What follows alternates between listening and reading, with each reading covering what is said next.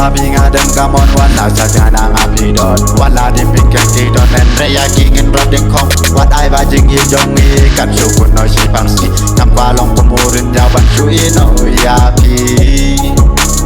isi yanya kumbanga japi wadam ngai senang kumbang wadon banfi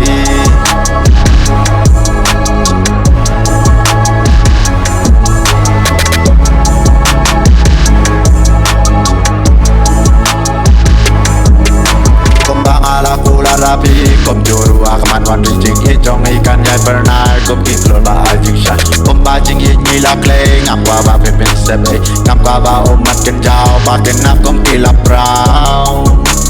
isi yang kom ba ngai japi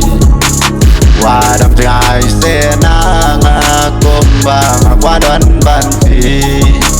ada video sisa to prana kloi menta akloya pi ban senti ban riba ro shota nang pa ba jing ikan flor kong kisna ding balat lo makan kono si tengko oh yo